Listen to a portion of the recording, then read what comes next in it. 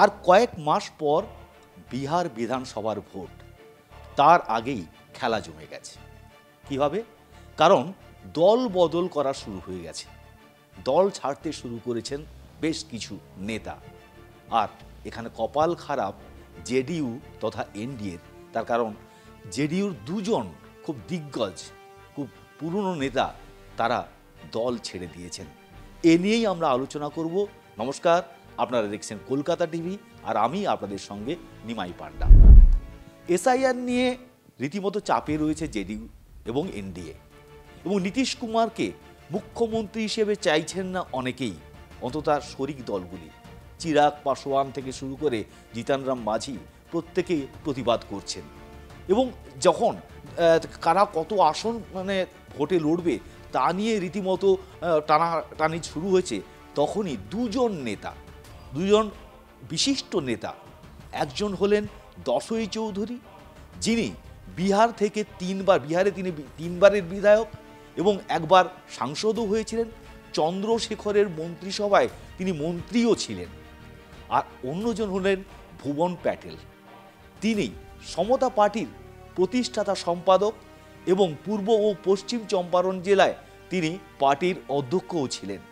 এই দুজনকে দেখা গেল একেবারেই দল ছেড়ে দিয়েছেন। শুধু তাই নয়, জনসুরজে গিয়ে তারা যোগদান করছেন, অর্থাৎ পিকের দল জনসুরজে যোগ দিলেন। এবং এই যোগ দেওয়ার পর যা বলেছেন সেটা অবশ্যই নীতিশ কুমারের পক্ষে, এনডিএর পক্ষে ভালো হতে পারে না। তার কারণ তাদের দুজনেরই বক্তব্য যে সমাজবাদ, এই দলটা যে তাদের যে মূল একটা পলিসি ছিল, সেই সমাজবাদ আর তারা মানছে না। শুধু তাই নয়, বিহারের উন্নয়নের যে কাজ করা উচিত সেটা জেডিইউ বা এনডিএ করছে না। এবং ছবিটি দেখা যাবে যে দুজন নীতিশ কুমারের পাশে প্রায় সবসময়ই থাকেন, তারা দুজন হচ্ছে বিজয় চৌধুরী এবং সম্রাট চৌধুরী, যারা দুজন উপমুখ্যমন্ত্রী।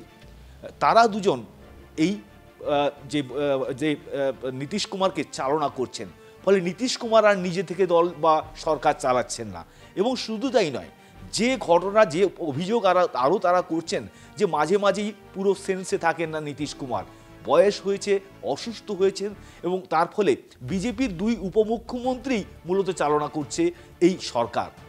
আর খুব স্বাভাবিক, যখন ভোট আর কয়েকটা দিন বললে চলে, নভেম্বর মাসেই ভোট, তার আগে বড় বড় নেতারা যেভাবে জেডিইউ ছাড়ছেন বা সেই অর্থে এনডিএর থেকে তারা বেরিয়ে যাচ্ছেন, তার ফলে আরও পরবর্তীকালে কি হয় অবশ্যই দেখার বিষয়। তবে খেলা জমতে শুরু করেছে, এবং এই দল বদলের হিড়িক যত বাড়ছে ততই কিন্তু লাভ হবে যে জোট রয়েছে, অর্থাৎ আরজেডি কংগ্রেসের যে মহাজোট, যারা ইতিমধ্যে তোলপাড় করেছে গোটা রাজ্যে ভোট অধিকার যাত্রা করে। রাহুল গান্ধী রাজ্যের এক প্রান্ত থেকে আরেক প্রান্তে দৌড়ে বেরিয়েছেন, এবং শুধু তাই নয়, এখানে তিনি প্রায় মানুষের মুখে মুখে প্রচার করতে পেরেছেন, যে মানুষ মুখে মুখে বলতে শুরু করেছে যে নরেন্দ্র মোদী ভোট চুরি করে জিতেছেন।